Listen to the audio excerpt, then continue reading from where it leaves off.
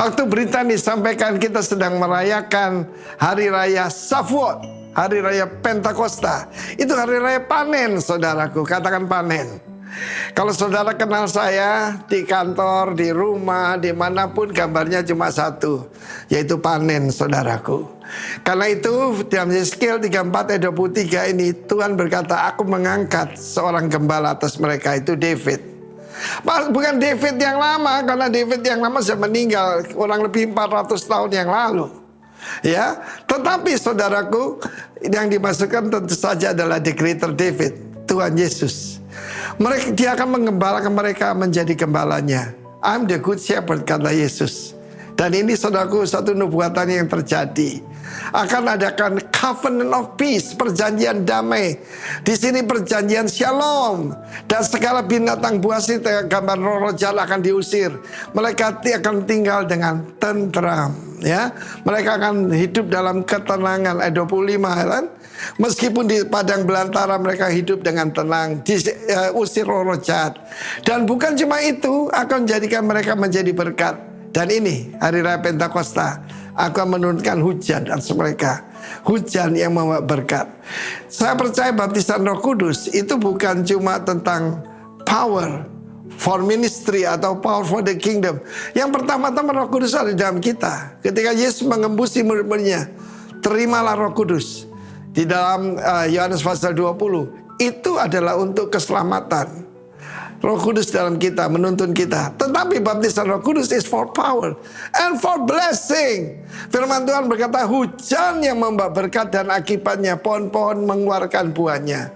Hidupmu will be fruitful. Itu terjadi hidup saya. Saya sering cerita, dulu saya gagal total, sekarang menang total. Dari mana?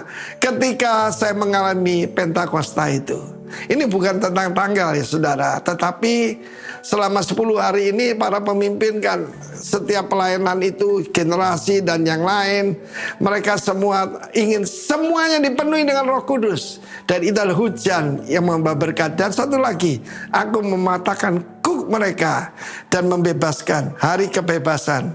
Saya percaya ada satu ayat mengatakan, the anointing will break the yoke. Ya, bukan cuma mematahkan, destroy. Apa kuk yang menekan kita? Kuk hawa nafsu, kuk kebodohan, kuk apa saja, termasuk hutang. Tuhan akan mematahkannya. Dan dia akan mencurahkan berkat. Terimalah berkat daripada Tuhan. Terimalah damai sejahteranya. Aku membiarkan mereka berbaring. Di dalam ketika Yesus akan melipat gandakan 5 roti 2 ikan, dia berkata pada murid-muridnya, suruhlah mereka berbaring. Berbaring di sana adalah lesehan, saudaraku. Kita mesti pola pikir timur ya. Tidak ada orang Israel itu makan dengan meja tinggi, itu kursi tinggi seperti orang barat, tidak. Tetapi dengan sikap rest.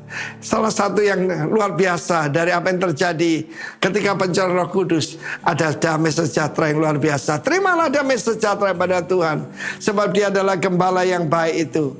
Dia membiarkan kamu lay down in rest, bukan stres. Tuhan memberkati dan alamilah berkat Pentakosta ini. Dia akan mencurahkan hujan yang membawa berkat. Untuk menerima hujan berarti kita harus tanahnya ini, hati kita itu betul-betul rindu. Hanya yang rindu yang akan dibaptis dalam Roh Kudus. Hanya yang rindu akan mengalami perubahan. Rindulah pada Tuhan. Ada lagu mengatakan hatiku seperti tanah gersang. Tidak lagi. Sekarang penuh dengan sukacita. Refaya, wealthy place. God bless you. Amin.